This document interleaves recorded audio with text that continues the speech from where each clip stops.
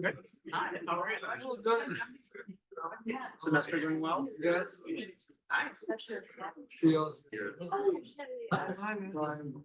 You guys know each other? Yeah, we're the same size. We're in the same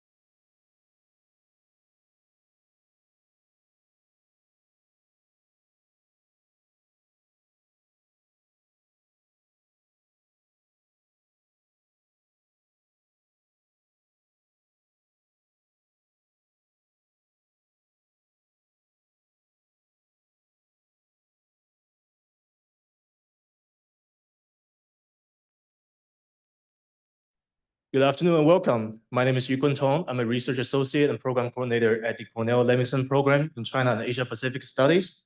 We are delighted to host a conversation on U.S. national security policymaking and the future of U.S.-China relations between former National Security Advisor Stephen J. Hadley, Cornell Government Class of 1969, and Professor Jessica Chung Weiss. This event is made possible by the generous co-sponsorship of Cornell Jeb E. Brooks School of Public Policy, Cornell Mario Ainaldi Center for International Studies, Cornell Department of Government, and Cornell East Asia Program. The Brittany and Adam J. Levinson Program in China and Asia Pacific Studies, CAPS, is designed to train future leaders in U.S.-China relations through courses on Chinese language, politics, economy, history, society, and foreign relations, as well as experiential learning opportunities, including one optional semester in Washington, D.C., and one mandatory semester in Beijing.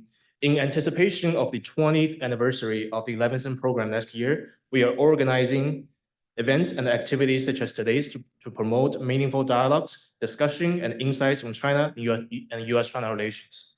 Students are welcome to attend our info session this Thursday, tomorrow, April the 18th, 4:30 to 6 p.m. in 104 Whitehall. You can find more information about the program at the reception immediately after the event at 6:15 p.m. at the Baker's Portico. Without further ado, please give a warm welcome to Professor Jessica Chung Weiss and Mr. Stephen J. Hadley.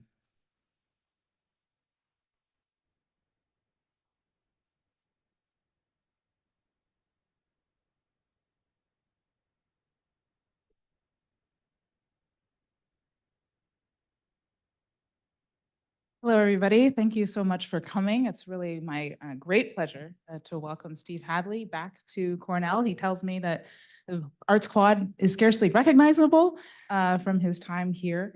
It's actually the only thing that's recognizable. Everything else has changed. Oh, I got that wrong. Thank you.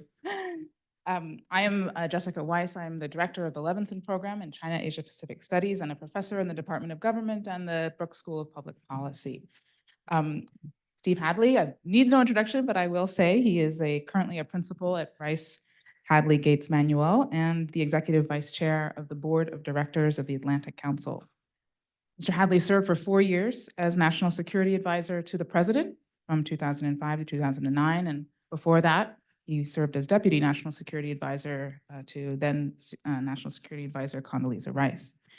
His extensive and distinguished career in public service includes prior stints on the National Security Council as well as in the Defense Department, including as Assistant Secretary of Defense for International Security Policy from 1989 to 1993.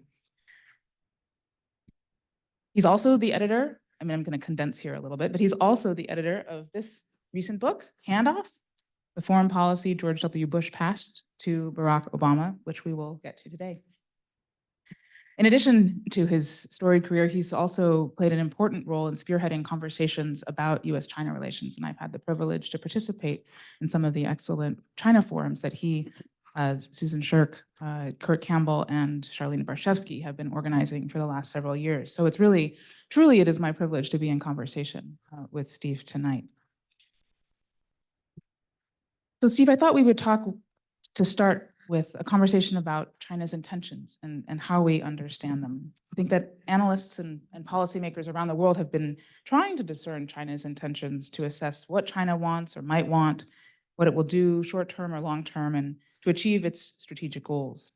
Some speak about the structural explanations like a rising power versus a dominant power, and others look to regime type, China's Leninist form of government, and still others look to the influence of individual leaders, while others say that the hunt for a state's intentions are more feudal. My own view is that China's long-term ambitions are difficult to know and they can change, and that it's far from clear that China seeks to overtake the United States to become the world's sole superpower. Of course, there's a lot of rhetoric. Xi Jinping has said a lot of things about the East is rising and the West is declining.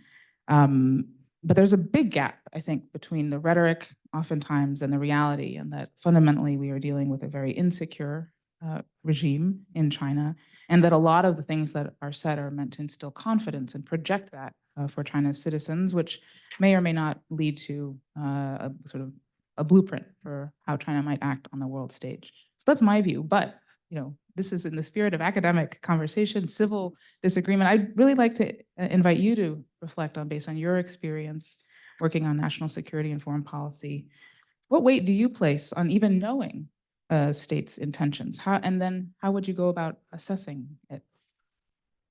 Well, it's a pleasure to be here with all of you. It's a very good question. I think of the things you mentioned, you look at all of those things, structure, ideology, behavior, to try to divine intentions.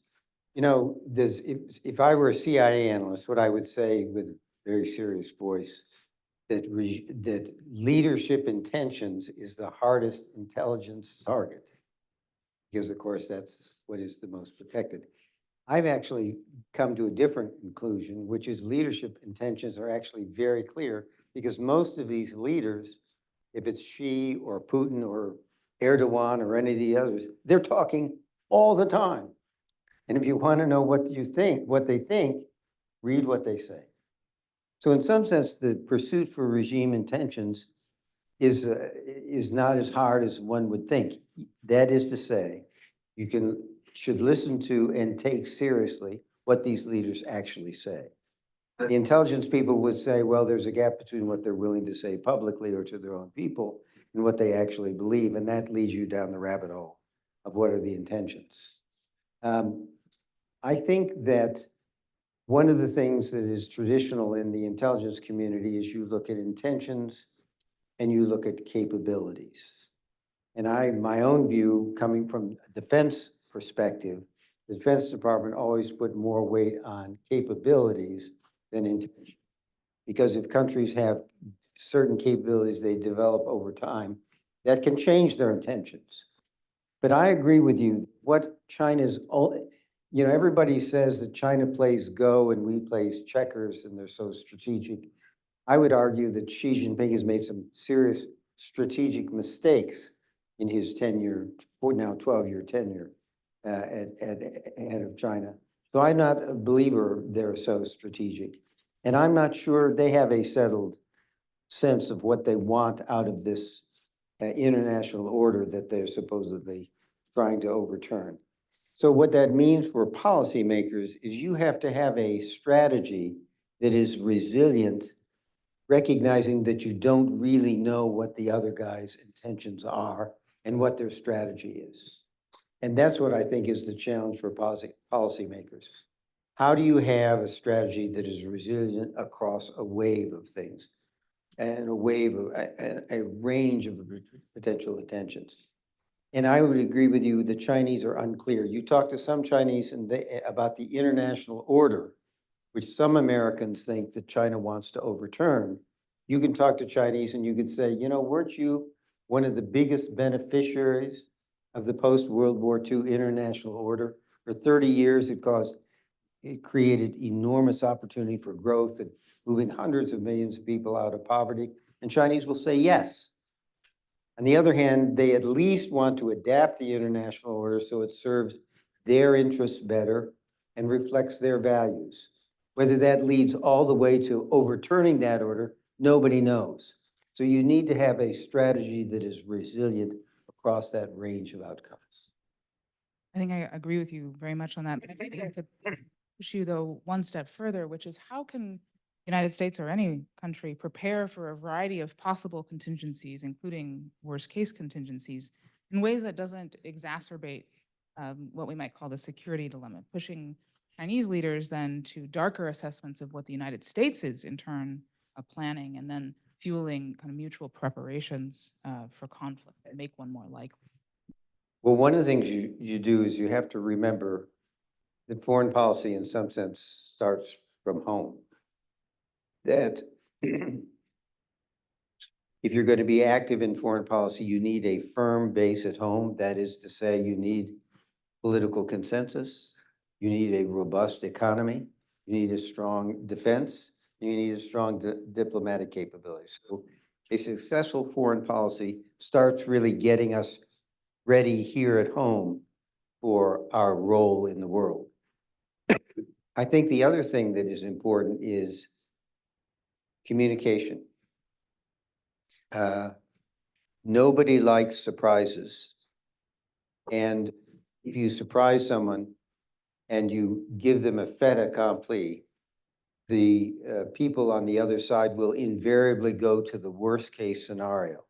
And that will be the premise under which they will take action by way of response. So if you want to short circuit that process or influence that process, then it's very important to be transparent about actions you're going to take that you know the other side is not going to like. It means telling them in advance. It means explaining what you're doing, why you're doing it, why it's in your interest to do it, and what you're not doing, and why it is not, to the extent you can make the case, inimical to the interests of the other side. I think that's essential if you're going to navigate this situation, which is the situation we are now in. Everybody has talked about the meeting between President Xi and President Biden in San Francisco and the subsequent phone call last week that went for a couple hours. All of that is good and has put kind of a floor under the relationship, or brought some stability and predictability to the relationship. But the United States and China have not changed their fundamental policies or their fundamental strategy. And each is doing things that the other is not going to like and could overreact to. And therefore, this communication is essential. And in a regime like Xi Jinping's China, it's got to be at the leader level. And so what I've recommended to the administration is I think these two leaders need to talk every quarter for 2 or 3 hours at a time, just to try to, as they pursue their separate strategies, to avoid miscommunication, misapprehension, and a situation that arises where the two sides are heading for confrontation that neither wants, but neither politically can avoid. That's the kind of situation you want to try to avoid. And that's how I think you both do what you need to do to safeguard your interests, but at the same time, don't provoke the kind of response that you're trying to deter.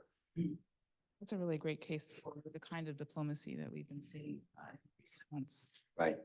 Maybe backing up a little bit, I think when we think about the broader context of what U.S. policy has been trying to achieve, I think we've a large segment of the policy community, I think, has kind of embraced the idea that the goal of U.S. policy of engagement was to liberalize China. You've written this and helped edit and write this book, Handoff. And so I wanted to ask you a couple of questions here, which is first, what goals did the George W. Bush administration inherit from the Clinton administration? How did the Bush administration seek to initially differentiate its policy from its predecessors? And if you could give us a little bit of a sense of what we might find if we read into this book, that, I think, context helps maybe complicate this flattened narrative of what engagement was about. I think that would be helpful. So let me try to answer that. That's a good question. If you were to read the chapter in this book on China, what you would find is there's a transition memo that the Bush administration wrote for the Obama administration, handed over to them in January of 2009. And that transition memo is unchanged from what Obama saw in 2009. He then updated or provided a postscript that updates the situation subsequently and tries to draw some conclusions and lessons learned. If you read that transition memo, what strikes you is how different the China Bush was dealing with from the China we see today. And the China Bush was dealing with was very much like the China that was the basis for probably 6 administrations' China policy. There's been enormous consensus across parties for 30, 40 years about the American approach to China. And it was premised on the notion that China could be brought into the international system, could be engaged diplomatically, and could be a potential partner for dealing with global problems. There was a lot of talk about China as a strategic partner of the United States. And indeed, the China the Bush administration dealt with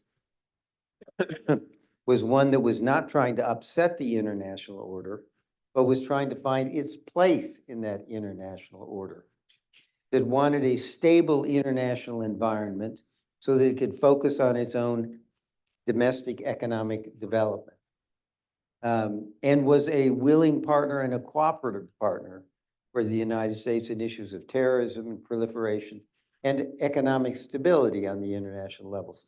So that was the assumption of American policy. That was the objective of American policy, to bring China into the international system and to engage China so that it would be not a disruptor of that system. And that really lasted until, I would say, the advent of Xi Jinping becoming president in 2012 and the different direction he has taken China.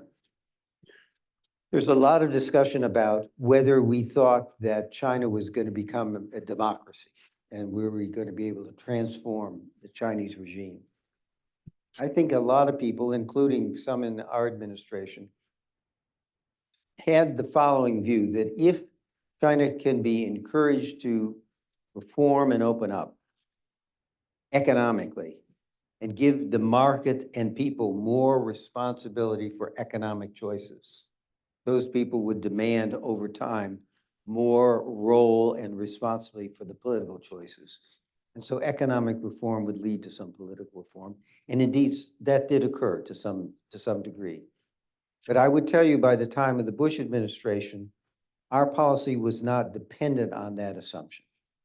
It was enough for us to try to bring China in the international system so they would not be opponent of that international system and would not take actions that would contrary to our interests. That was our objective, and we thought the way to do that was to try to integrate China into the international system. But we hedged our bets.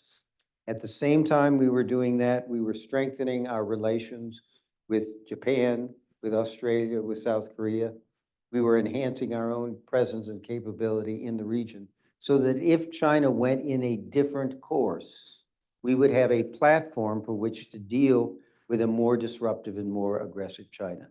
And that's the platform that the Biden administration is actually using now through AUKUS and the Quad and all these other things you hear about, trilateral cooperation between Japan, South Korea, and the United States, between Japan, the United States, and the Philippines. That builds on that alliance structure, which was our hedge against China going in a very different direction. Very helpful. Thank you. One of the tensest domains in U.S.-China relations has been in the maritime domain, and I wanted to hone in a little bit on the incident that happened at the outset of the George W. Bush administration, the Hainan EP-3 incident, where a Chinese fighter jet collided with a U.S. reconnaissance plane and forced an emergency landing. Now, the Bush administration was able to successfully diffuse that before it became, further crisis. And I'm curious about what lessons you might draw from having been there when it was managed, because I think that today people worry a lot about the unsafe intercepts, which have perhaps reduced slightly in frequency of late. But tensions are also boiling in the South China Sea between China and the Philippines, who's a U.S. ally.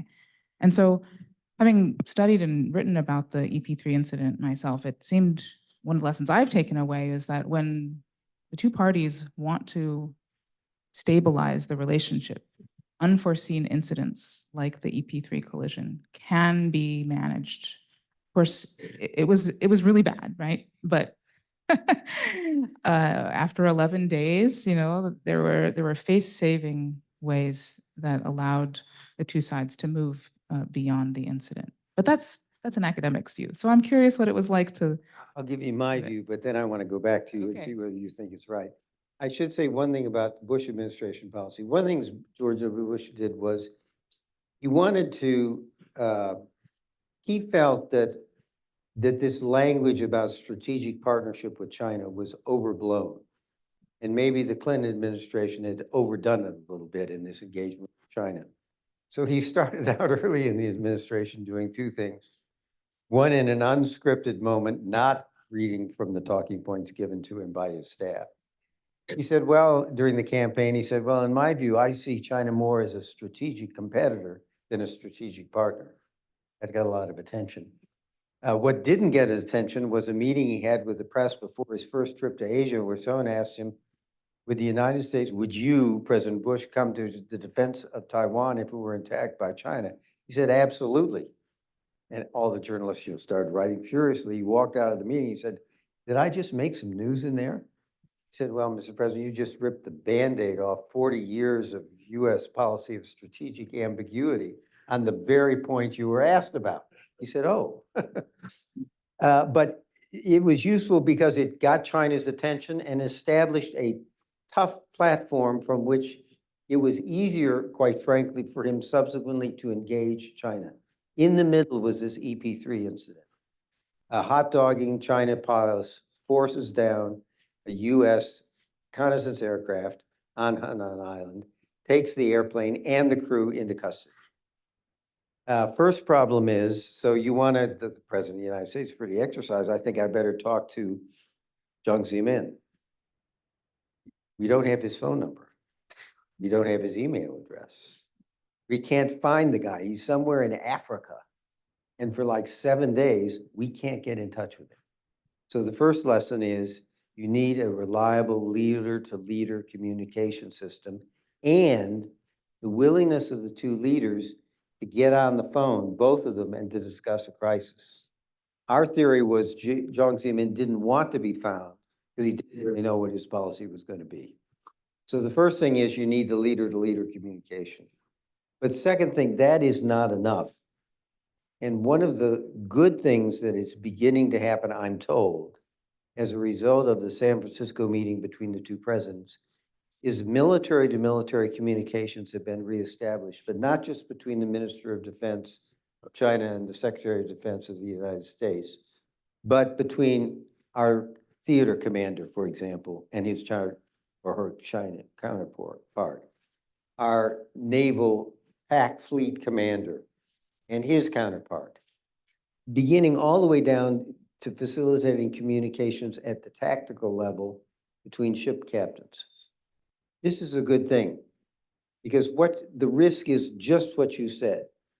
The risk is the middle of the night, a Chinese ship and a US ship or a US ship and a Japanese ship collide because someone's not paying attention, or another hot-dogging pilot results in a collision in the aircraft.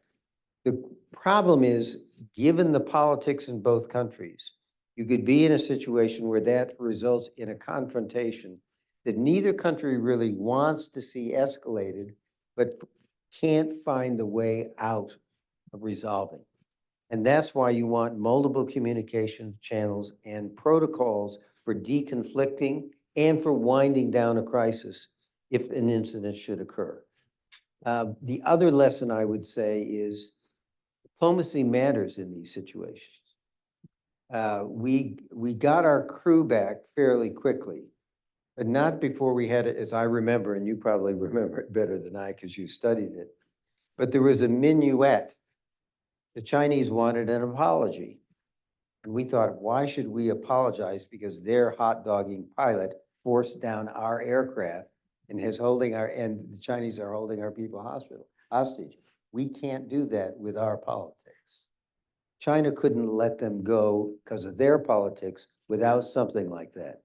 So we had a wonderful ambassador who had also been head of our forces in the Pacific, Joe Pruer. And he got a formulation where we expressed deep regret at the incident, but not an apology.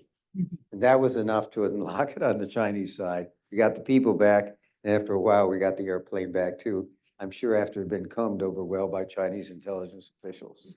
That's how it looked to me. Does that sound right to you? Absolutely. I think that face-saving kind of very sorry, which was like, oh, we bumped. And so of course you say sorry if you bump into somebody, but it's not an admission of responsibility. Right. It was exactly the formula that allowed the two sides to move past, to release the crew, ultimately the plane, et cetera. Right. Yeah. I mean, I do think that the politics today are, on a level that makes that, I don't even know if that formula would work today. I think it's an open question. Hopefully we won't have to find out. It's it's an important point you just made, because it's one of the arguments that the administration and others of us in Track 2s have been made to the Chinese as to why we should reestablish military-to-military communications, was precisely because we dodged a bullet in the EP3 incident, but the politics of both countries would make that a lot harder now. And that's why you need these additional structures in place. I think you're exactly right about that. So another issue, perhaps the one with the greatest potential for a major conflict between the United States and China, is Taiwan. And you were there recently following their presidential election.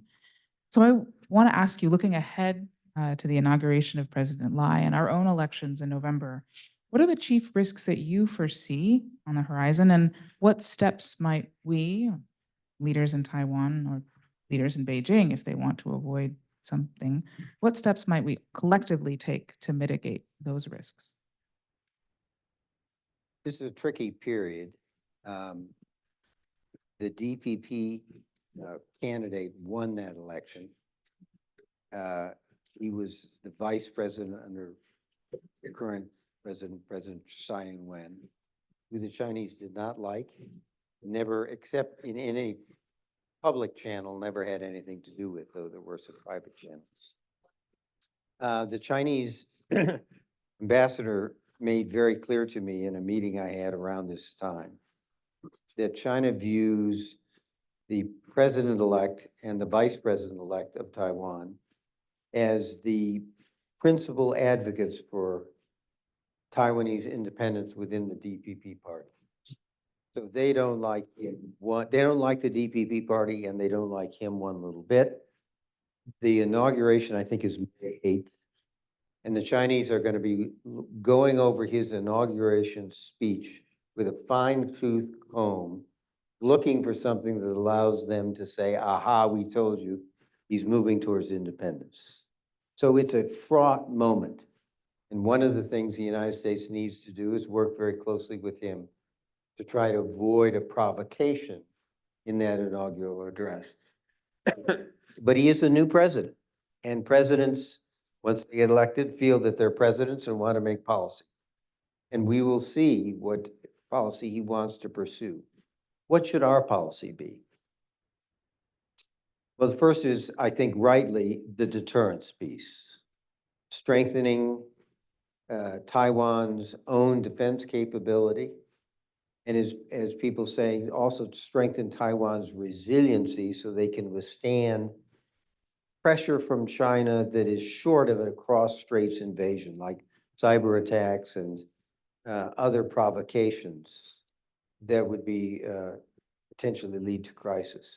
So there is a deterrence piece, and also our own presence in the region needs to be robust too, so that if Xi Jinping goes to his military and says, can I take Taiwan tomorrow without a major US response that I need to worry about, his military will say, not yet, Mr. President, not yet. That's what you want. There is a reassurance piece that you've written about and talked about. The reassurance piece is harder. And I'd like to hear your view on it. What the Chinese would like is a statement from the United States, I think, that says we not only don't support Taiwanese independence, which is our current formulation across 3 and 4 administrations, we oppose Taiwanese independence, and we support peaceful unification between Taiwan and China. Now, I've toyed with the idea that we could give an assurance that we would accept, not, it's a decision for the Taiwanese people, we would accept reunification if it is free of, if it reflects the will of the Taiwanese people and is free of coercion. The problem with that statement is there's so much coercion that China is putting on Taiwan now, it's hard to fulfill that statement. And politically within the United States, because of that pressure, it's politically impossible for an administration, I think, to make that kind of statement. So one of the problems is, and one of the things I think I'm looking to you to solve is, what is the reassurance component of all of this? I think where we are on Taiwan is where we've actually been for the last 40 years, which is this odd situation where the Chinese are looking to us to keep the Taiwanese under control and not move towards independence. And the Taiwanese are looking to us to deter the Chinese and keep the Chinese from, using force against Taiwan. That's where we've been. That's what I think we need to be. But I would, if the Chinese ambassador were sitting here, and you're going to think I leave of my senses, I would like to say to them that they have alienated the people of Taiwan for this last decade because of the pressure tactics they've used on Taiwan. Bullying, coercion, pressure. Nobody likes to be bullied or pressured or threatened. And certainly that's the case with the Chinese. So why don't, you're creating the problem you would like to solve. So why don't you change your policy? Why don't you reduce the pressure? Why don't you reduce the times you have ships and planes going across the center line? Why don't you stop your operations east of Taiwan to send the message you can surround the island? Why don't you reduce the staggering number of missiles you have opposite Taiwan? And then why don't you describe a positive vision of what Taiwan joining with China would look like for the people of Taiwan? I don't think the Chinese ambassador could put that in his reporting cable because it's so inconsistent with the policy of the Chinese government. But I think it would make the point that the Chinese are creating the problem by how they're treating Taiwan. If they want to stop this gradual alienation of the people of Taiwan from China, which is a problem for a lot of reasons, they need to change their policy. Well, I wholeheartedly agree with you, and I hope that they are listening. I think that the problem with the erosion of deterrence on all sides is that the pressure, whether it's from Beijing or otherwise, seems inevitable, that there is nothing that could be done to stop it. And if the pressure is going to come anyway, then why make any other choice? Exactly right. And so I very much agree with you that Beijing is never going to give up the threat of force if Taiwan were to declare de jure independence. But that's different from holding it reserve versus applying it every single day and it feeling like Taiwan is being boiled, right, before the frog can jump out. Right. And so in the article that you referenced that I wrote with Bonnie Glaser and Tom Christensen, we called on all 3 parties here to invest more heavily in reassurance so that deterrence is more effective. It can't have one without the other. And I think that the question here, though, to your question, what more should we do or could we in the United States do? This question of what formula might, whether it's opposing independence as opposed to not supporting independence, I think is a very, very tricky one. There are those in the United States that call for the United States to stop gratuitously stating that the United States does not support Taiwan independence. I think it remains important to reiterate, where are the limits? Where would we begin to act to oppose, even if that's not the declaratory policy of the United States. And I think that the Biden administration has landed in a good place here recently, stating that, and maybe I need to go actually get the actual words, but it amounts to, any outcome that was peacefully worked out, we would accept, more or less. It's something like this. We would not oppose. And that includes, It's very tough because there is a segment in the Republican Party that believes actually unification between Taiwan and China is no. But we have a political issue within the United States body politic about how far you can go in reassurances. That's one of the reasons it's so tricky. It's got to be something that's enough for the Chinese, but also doesn't provoke a firestorm within our own political system. Is it tricky? We need another article for you.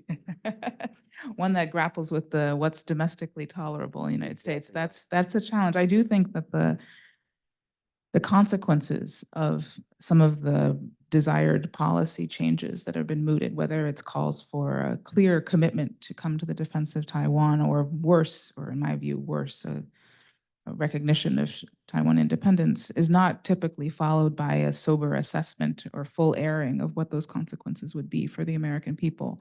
And so I think that one of the challenges is making clear what these well-intentioned efforts to support Taiwan might lead to, and how Right. we need to be prepared to back up what we say and do. So we talked a little bit about the resumption of dialogue between the United States and China, and I think that I agree that the two sides have been trying to establish more of this floor under the relationship. And I think that there are some who question the motivations by the Chinese of engaging in this diplomacy. Is this simply a ploy, or does this reflect a genuine interest in stabilizing the relationship? And how would we know the difference? How would we know when this kind of dialogue has, or not even dialogue, mechanisms for communication, clear communications channels is worth it? Because I think that there are those who have written that we substitute process for outcome, and that actually even meeting with Chinese interlocutors is itself somehow a concession. I clearly don't subscribe to that view, but I'm wondering how one would make the case that this is better than the alternative. And What she's referring to is Congressman Mike Gallagher wrote a piece some months ago in the Wall Street Journal saying when Tony Blinken, Secretary Blinken, was about to go to China, saying he should stay home because the Chinese are not interested in actually advancing the relationship or solving problems of the relationship. And therefore, to go to China under those circumstances constituted appeasement, which is a very strong word.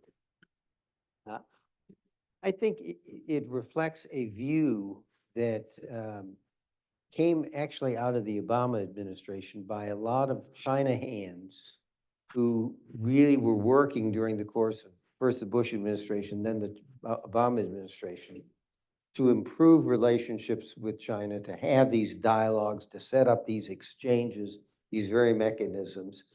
And what they found, their experience was twofold. One, they were talk shops. Nothing happened. No problems were solved. And that even as we talked about trying to identify areas where the two countries could cooperate, in fact, their experience was it was very hard to cooperate with the Chinese. And finally, a lot of people concluded that this was just a tactic, not a good faith effort to advance the relationship. And that's why the Trump administration, when it came in, shut down all of these things. And their attitude was, look, we've made clear the problems in the relationship. A lot of them result from Chinese policies. China knows the problem. It's time for China to take action. And until they do, there's no point in having all these forums for communications and chatter. And I can see how they came to that conclusion.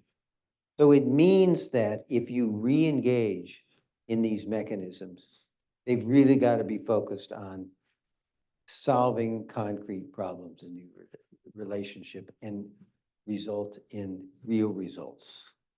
And to the extent you settle for something less than that, you're substituting process for substance. You're really not advancing the relationship. And the jury's out on whether any of these things are going to work. So far, 3 things were agreed on by the 2 presidents in San Francisco. The restoration of military-to-military communications, that has started. The question will be, the next time there's a crisis in U.S.-China relations, whether the United States or China will do what they've done every time there's a crisis and suspend those communications between the 2 militaries, which is crazy because in a crisis is exactly the time you need the communication between the militaries. They're beginning some cooperation in fentanyl. We'll see how far that goes.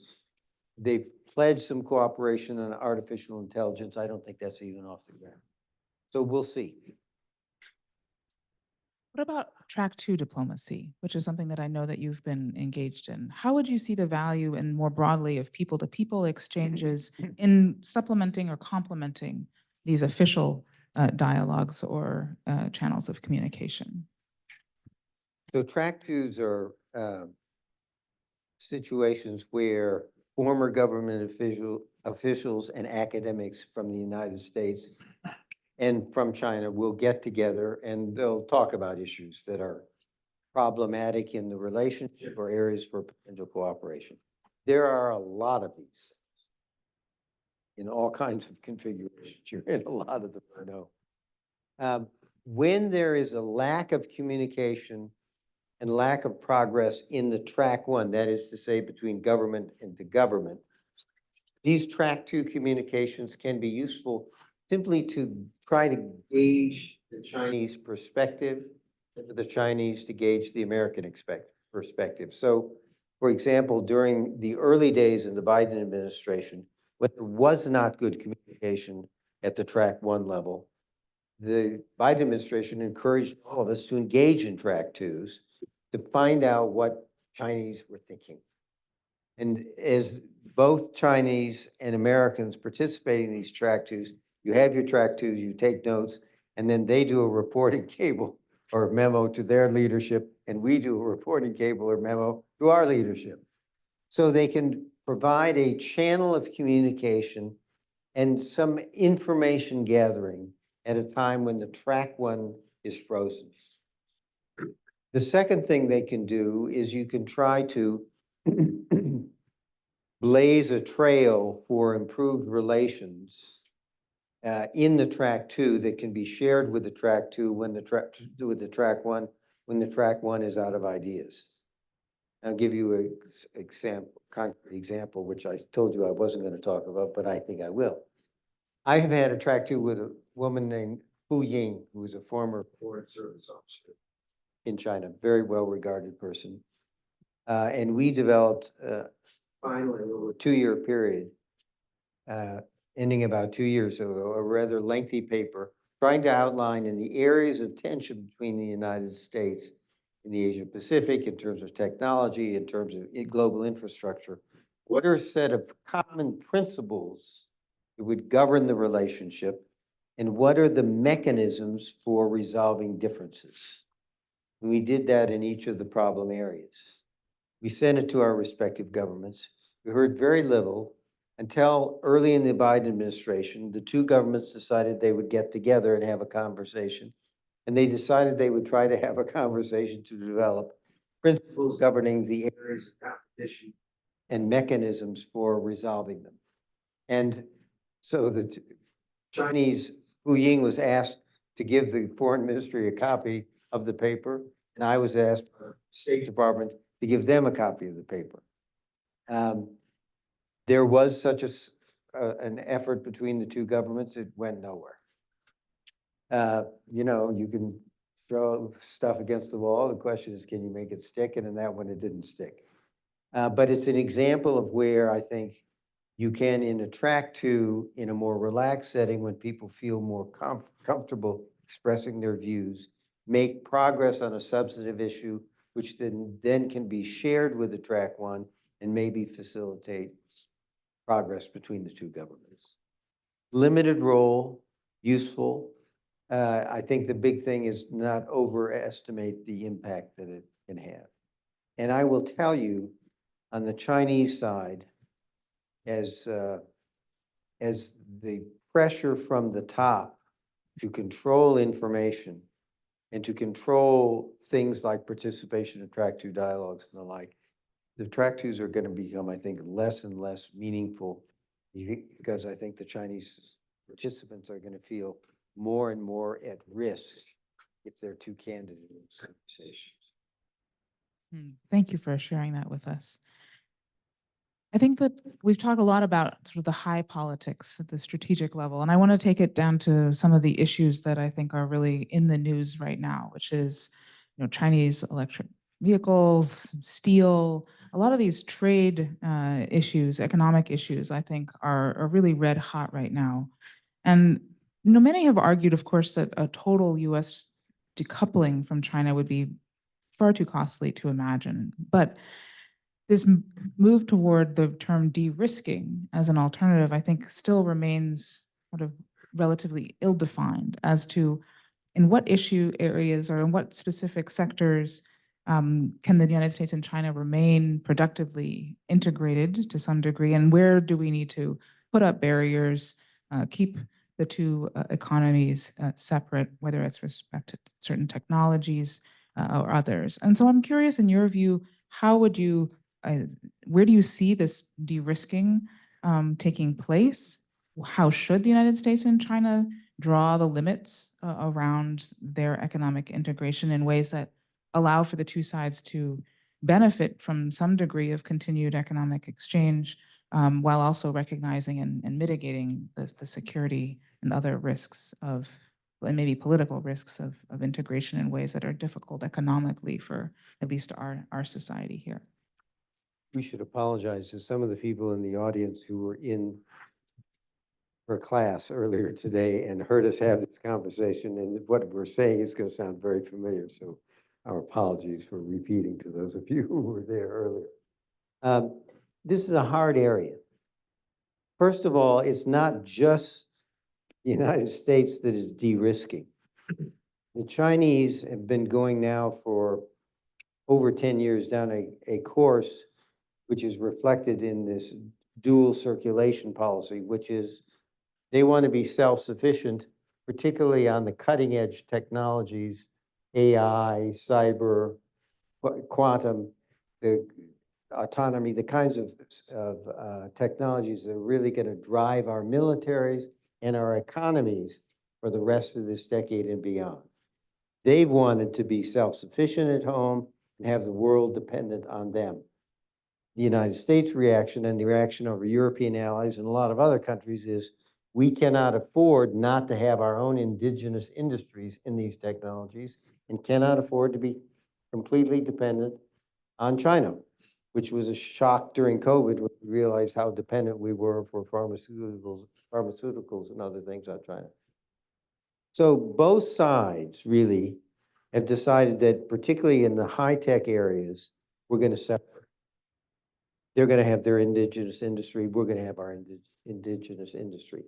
We've done that in the name of national security. National security is a fairly elastic concept. And the longer it runs, the more broadly it gets. And the best example, as I mentioned earlier today, the Biden administration has launched an inquiry about Chinese electronic vehicles. The real reason is that we're worried that China is going to flood the US market with electronic vehicles, put our automobile industry out of work and out of commission. But the rationale has to be national security. So the rationale for the inquiry is the fact that the electronic vehicles will connect to the internet and China may have access to the data being collected by those electronic vehicles going around the United States, and we don't want that. So the problem really is we say it's all about national security. We have a flexible definition of national security. The Biden administration also is about an economy for the middle class, which means we don't want to lose jobs. We don't want to lose manufacturing jobs. And a lot of it is protectionism. We don't want to be flooded by Chinese batteries and Chinese electronic vehicles and put our own industries out of commission. So how do you handle this situation? Part of it is how the administration and Janet Yellen and Gina Raimondo are trying to do that. Talk to the Chinese. Be candid about what we're doing and why we are doing it. Try to get them to be candid and to acknowledge it and why they are doing it. And then try to have a conversation that limits the scope of the de-risking or the decoupling. So you try to limit the constraints as much as you can with some mutual understanding. But do what we really have not done is start defining from the bottom up those areas of our industries where we want trade and cross-investment between China and the United States. So let's have some safe harbors at the same time we have no-go zones. But it requires really a very candid conversation between the two. And it requires a common understanding about this word competition. We keep saying that competition is now at the center of US-China relations. The Chinese think we've just made up that idea because we want to hit them over the head with a frying pan. I think, and most people think, it's just a description of where we are in the relationship. But we ought to have a conversation of what that competition means. I've had some Chinese say to me, is that a kind of competition where you're trying to put us out of business? Or is that a kind of competition where we have some rules of the road and fixed principles? We have a level playing field and let the better company win. We need to convince them that it's the second rather than the first. So again, we got to have a process and a mechanism for having a much more candid conversation about these issues. That's really helpful and I think clarifying. I hope we can get to that place where, I think the leaders on both sides have said this world is, big enough for the both of us, but figuring out ways in which neither side feels that they are going to be put out of business either economically or politically, I think would reduce that sense of existential threat. I think that is sort of bubbling up in the politics on both sides and is that kind of worst case fear. Right. That is making it, is driving the policies, I think, on both sides to get hardened and Right. prepared.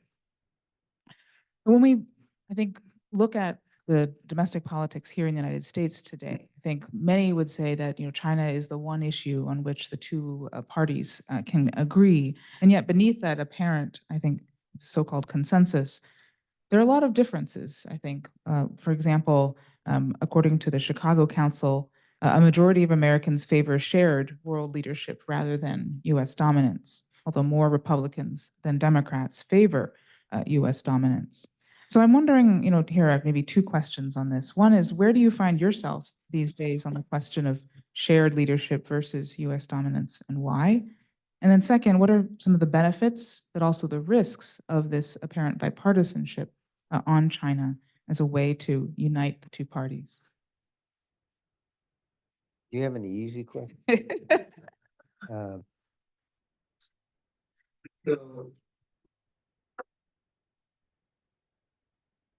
This is a tough one. One of the problems is I always say that when there's a consensus in Washington, it's either usually wrong or out of date. But there is a real consensus about what China is about and what we ought to be doing about it, I think. And one of the risks is sometimes it's very difficult from information to penetrate that kind of a Washington consensus. So I think there's a need for perspectives outside of the Washington consensus getting inside the Washington consensus. Give me the first part of your question. I think the first one is one that maybe this is one of those questions that seeks to poke a little bit at the Washington consensus, which is that, the United States has been the, preeminent power for decades now, and we're now no longer, the question of, comes back to that question of the Mike Gallagher, Matt Pottinger piece Right. recently in Foreign Affairs, which said, the goal of American policy in Asia should be to restore US primacy. But even Bridge Colby on Twitter, another fairly hawkish Republican, said that's an illusion. We would be lucky to even get to back to a position of denial. So this question of what exactly are we aiming at, and to what extent can the United States and China, if not share in a kind of kumbaya way, but nonetheless, we're both going to be around. So let's not aim for something like their total capitulation or defeat or collapse. That aiming for that might, sorry, I'm getting ahead of myself here, but you know, Sorry. maybe. Let me stop you. We'll get to that piece. That's the second. I think in this case, Bridge Colby, who I disagree with and where he comes out, is right. The world has really changed. The world has really changed. America has continued to expand its economy.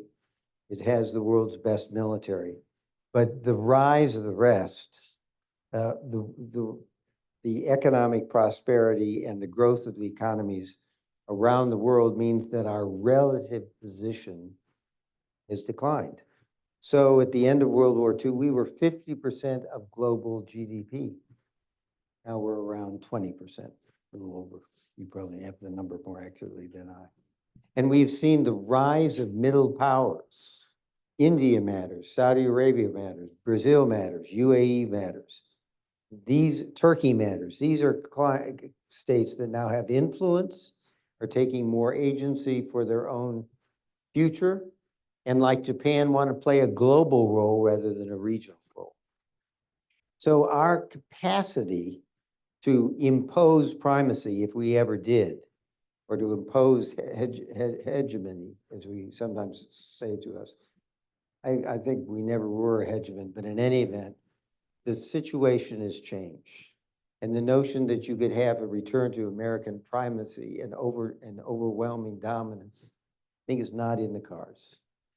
It's a different world. We have to lead in a different way. Primacy, I never liked that term. I used to talk about American leadership. I don't so much anymore, because for a lot of people in the world, American leadership meant American diktat. We'll have an interagency process, we'll come up with a policy, and then we'll tell you what it is, and you'll all follow us. Thank you very much. That won't work anymore, if it ever worked.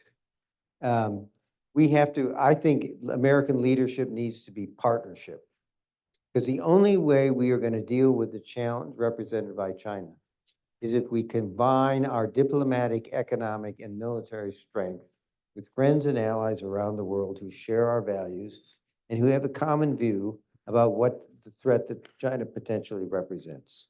So we've got to go about this in a much different way than we did before. Where she's ambushing me. The next question is, so what's the outcome? And she's talking about the Gallagher piece that he did with Matt about where do we want to end up. My own sense is this is not about regime change in China from the outside. We can't do it. It would be risky to try, and it would backfire. That does not mean we have to accept that China is going to be an authoritarian state capital state that ignores the rule of law and violates the human rights of the population. We have to just accept that as inevitable. What I think it does mean is that we need to provide a robust and successful model of our own values and institutions at home, which means we got to fix our politics so we actually solve problems on a bipartisan and sustainable basis. We get our economy so that not only is growing, but it's growing in a way that is inclusive of everybody and leaves no one behind, and restores the faith of our own people and our own democratic values, that we can produce security and prosperity better than any other system.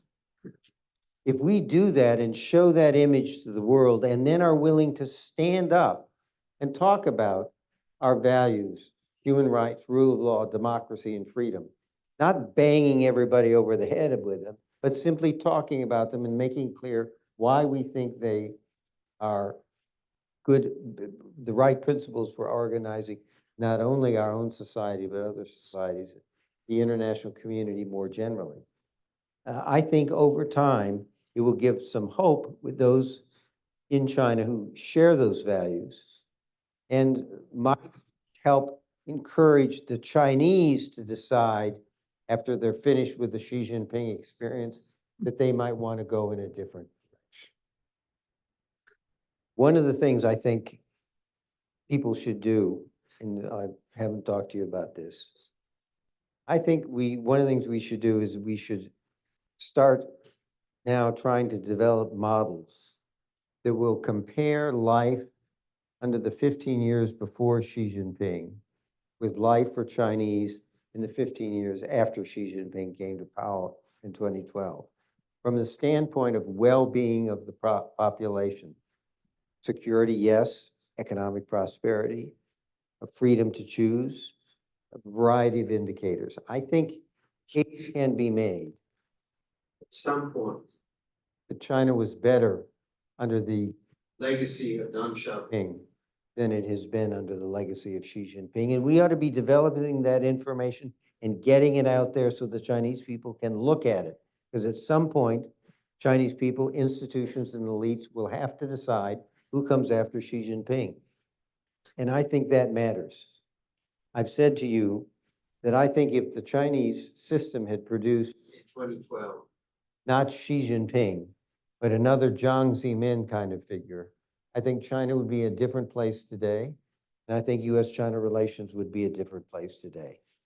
And I think who follows Xi Jinping is very important. And we can, by our example, and by the kinds of things I've talked about, maybe help Chinese people make the right choice for them when that time comes. I got you with that one. I do wonder where you draw the line between providing information that would suggest that there is a better path for Chinese to follow and regime change, right? These aren't That's why academics do it rather than the government. Okay, well, I don't know. Speaking of the future and where US-China relations might be headed, I'm curious as to what scenarios you might project out. What are the potential futures that we can imagine, and what steps might we take to improve the odds of a better, less dangerous and more constructive one? And that will be my final question to you, and then I'll open it up to the audience. She asked me this question because she asked me to make a presentation on this presentation on this subject, which I didn't bring with me. So I had to embarrassingly send her an email and say, what were my 4 scenarios again? I don't really remember. But she sent me the email. And the first one is, Graham Allison is right. This is about the Thucydides trap. And China and the United States will go to war. So we better get prepared now. If that is the scenario, it's a lose-lose for everybody. It's a lose for China, it's a lose for the United States, it's a lose for the world economy. And neither China nor the United States will be able to deliver for their peoples the promises they've made of a more prosperous and secure future. So let's take that one off the table. Second one is the world divides. That there is basically a US-led ecosystem of economic trade, investment, technology development, all the rest, and probably currency exchange, and a China-led one as well. That is a less prosperous world, probably less prosperous for both Chinese and Americans, because we lose the synergies of our two economies working together. It's also not clear how it's going to come out. We all know that countries do not want to choose between the United States and China. And I saw a poll recently where they polled a lot of Southeast Asian countries. If you had to choose, who would you choose? We're not going to like the results, because China's economic attraction is so powerful. A number of those countries will choose China. So if we go down that path, we may end up isolating ourselves. The risk of war may go up. This is a divided world. Divided worlds tend not to be stable. Third option is the famous State Department option in all these situations. Just keep doing what you're doing. And we can do that. And if we're lucky, somehow through diplomacy, through deterrence, and through good luck, We don't completely decouple our economies. We don't have two global ecosystems. We don't go to war, and we kind of muddle through. I think there are economics costs to that, but I also think it's not going to be a comfortable world, and I don't think it's going to be a stable world. So that's probably the default. The question is, can you do better than that? And we've kind of talked about the elements of what better than that looks like. Can you have a discussion with the Chinese so it limits the decoupling to just those crucial areas and doesn't completely decouple the economies? Can we work with our friends and allies to help constrain and redirect Chinese foreign policy in a more positive way? I think in order to get to that kind of outcome, we have to make good on a lot of, excuse me, a lot of the things we talked about. You'd have to, for example, do what Janet Yellen was trying to do. Go to the Chinese and explain what our de-risking is and is not. Not only de-risk and separate at the high end, but also identify these safe havens where it is free between the two countries to trade and invest. I think it's requires us to implement the trade agreement that was negotiated by the Trump administration, which had some reform and opening up that the Chinese committed to. I think we ought to encourage them to do that. It requires, I think, us to have a more creative approach on Taiwan. One of the problems in Taiwan is both the United States and China thinks that the other has changed the status quo. One of the things we could do is we could have the two sides sit down together, and China lists all the ways they think we've changed the status quo over the Taiwan Straits. We could list all the ways we think China has changed the status quo. And then let's look at the list and see if we can back down the confrontation over the two. I've talked for a while about whether we should try to have a security architecture for the Asia or the Indo-Pacific. It would include China, our friends and allies, and the United States. This is something that actually George W. Bush talked about as a possible outcome if China, Russia, the United States, Japan, and South Korea had been able to solve the North Korean nuclear problem through the six-party talks. Something like a sort of an OSCE kind of framework.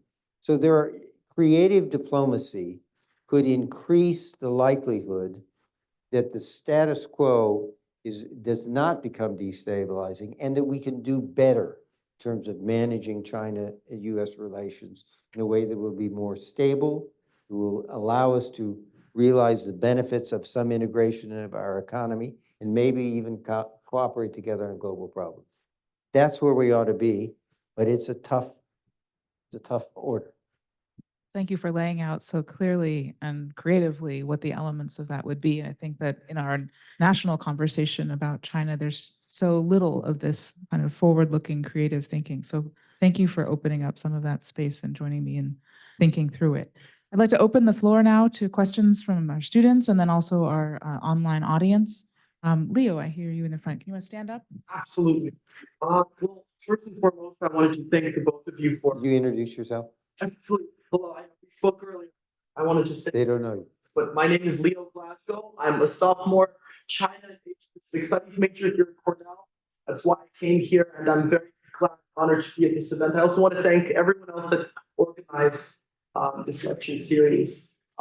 You served as the Assistant Secretary of Defense right after the Edian collapse, Mr. Hadley. The world has certainly changed a lot since then. I think we all agree with that. But even in the past few months, I mean, Ukraine and Israel alone have changed so much. Your words are reading my mind that America has to lead in a new and a different way. Can we talk? I'm gonna, it's the worst possible case scenario, I guess, from the American perspective. But if Taiwan within the coming years is unpeacefully unified, what does that mean for the United States, and how can we lead in this different way in that type of scenario? We have a lot riding on Taiwan crisis not being solved militarily by China. we have a lot riding on making sure that Russia fails in its effort to subsume Ukraine within a new and restored Russian Empire. If you step back, what's really going on is the international order that was established at the end of World War II. It was based largely United Nations and all the Bretton Woods institutions, which were based largely on respect for sovereignty, human rights, rule of law, democracy, and freedom, and did pretty well at avoiding a World War III and providing an umbrella under which a lot of countries prospered economically. We went into the Cold War, Soviet Union fell apart, and it seemed like that structure was now going to be reflecting a global consensus about how the best way to organize societies. But that hasn't worked out that way. You've seen a return of great power competition with China and Russia challenging the United States, challenging that international system. We have ideological confrontation now, or competition between democracy, free markets, and authoritarian state capitalism. You have rise of various subnational groups, some constructive like universities and corporations, and some like terrorist groups and organized crime, not so constructive. You have the international order we had is breaking down. And when that happens, a lot of chaos arises. And the principal architect or proponent of chaos is Vladimir Putin. He loves it and uses it to his own advantage. And a lot of countries use it as an opportunity to pursue historical agendas for short-term self-interest. And I'm waiting for North Korea to resume their operations militarily against South Korea. I think that's going to come. So this is a world in chaos. And in a world in chaos, if you want to have some basic principles of order, the only enforcer is really the United States and our friends and allies. And that's what's at stake in Ukraine. If Russia can take over Ukraine, the respect for borders, the respect for sovereignty is over. And the structure that has kept Europe at peace since World War II will be gone. And I do not know the extent of Vladimir Putin's ambitions, but if I were living in the Baltic states or Poland right now, I'd be nervous. And I would say the same thing if China uses military force against Taiwan and does it successfully. If you're Japan, if you're South Korea, if you're the Philippines, if you're Australia, how do you feel about that? You're on your own. The United States has failed to maintain stability in the region. What do you do about your own defense? What do you do about whether you go and try to get your own nuclear weapon as a way of deterring China from having taken over Taiwan, puts more pressure on South Korea and Taiwan and Japan. So it is a more chaotic, more unstable, more dangerous world if the United States does not act as that balancing force, try to stand up and enforce those principles of that international order that worked pretty well 70 years after World War II. There's a lot riding on this. Thank you so much. Your next question, here. Hello, my name is Yeah. Could you introduce yourself? Can you make the question concise and quick, please? Only because we have 5 minutes. So, You should tell us to make our answers more concise. I would say so. and I'm first year MPA student. So I have been growing up from Fujian province on the opposite side of Taiwan. And what I know is that Taiwan issue is not a new issue. It's been there for 75 years since establishment of People's Republic of China. It's not a new issue, and the situation wouldn't be worse than 1950 when the CCP just conquered the mainland China and the Communist Party fled to Taiwan. And the situation now is so much better than 75 years ago. And I don't main topic between China and the issue is that China wants to get assurance from US that US wouldn't do regime change to Communist Party. And all Communist Party have been doing and Xi Jinping has doing in the past 12 years is to make sure that the US or any party cannot do regime change to Communist Party. And no matter they try to crack down corruptions, boost economy, suppress all type of human rights activities inside China. So that's all Xi Jinping doing. And what he wants to do is, Thank you. Is there a question? yeah, I try to, yeah. Can I respond to what you said, which is very interesting? Mhm. You said this has been a problem around for 70 years. It's true. And one of the great successes of US, China, Taiwan diplomacy is it hasn't blown up for 70 years. But that's the case because of some wise principles that Joe and Lai laid out, which was Taiwan is too hard of an issue to solve. Let's leave it to future generations. And the anxiety people have is that Xi Jinping, who has changed so much in China, may have decided that he wants to resolve that issue on his watch. And I think that's a source of a lot of the anxiety within the United States. And secondly, I understand your point. I don't think that most Chinese really feel that the United States has the intention or the capacity to change the regime in China. And my own view is this is an excuse that Xi Jinping is using to do what he really wants to do, which is to impose the party and every aspect of Chinese society, and to, in the name of security, really crack down and establish political control. Thank you. Do we have any questions from our online audience? Yes, let me quickly read one question from online. It's on deterrence. So it's asked by Nicholas Tobot, as benefiting from the status quo of the rule-based international order, could you share your perspectives on the roles and the responsibilities of the private sector in integrated deterrence? I'll let you take that. Oh my goodness. All right, well, this is interesting. So integrated deterrence is the idea that not only military means, but also economic means might be brought to bear in dissuading, say, China or any other actor from taking a military aggressive act.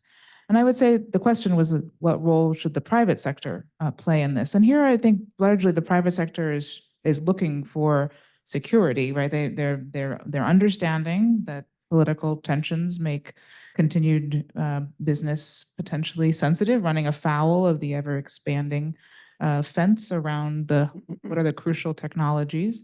And I think that they are also hedging against the possibility of a conflict, for example, across the Taiwan Strait. And so the private sector's, I think, primary role is they're responsive to the geopolitical tensions. And where I think policymakers may want to be a little bit careful here is that I do think that some degree of continued economic integration, the idea that, China, for example, continues to benefit from access to international markets and some degree technology, does act as something of a brake on a headlong rush toward trying to resolve this longstanding dispute through non-peaceful means. And so to the extent that the private sector and others, perhaps because they are getting the signals that are being sent by policymakers that we are moving toward a bifurcated world anyway, that actually, I think, should serve as, I think the more caution here, thinking through how far you want to go if, in the name of